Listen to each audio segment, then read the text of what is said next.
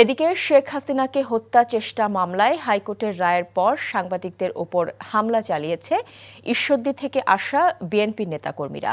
আহত হয় এটিএন নিউজের সিনিয়র রিপোর্টার জাবেদ আক্তার। তাকে ঢাকা মেডিকেল কলেজ হাসপাতালে ভর্তি করা হয়েছে। হামলার সময় বৈশাখী টেলিভিশনের মাইক্রোফোন ভাঙচুর সহ মারধর করা হয় আরও কয়েকজন সাংবাদিককে। রায় ঘোষণার পর বেলা 12টার দিকে হাইকোর্টের এনএক্স ভবনের সামনে এই ঘটনা ঘটে।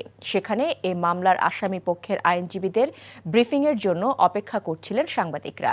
হঠাৎ বিএনপি চেয়ারপারসনের উপদেষ্টা হাবিবুর রহমান হাবিবের উপস্থিতিতে শতাধিক বিএনপি নেতাকর্মী হট্টগোল শুরু করেন।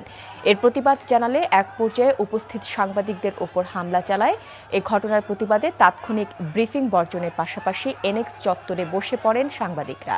এ ঘটনার সুষ্ঠু বিচার এবং জড়িতদের চিহ্নিত করার দাবি জানান সুপ্রিম কোর্টে কর্মরত সাংবাদিকরা।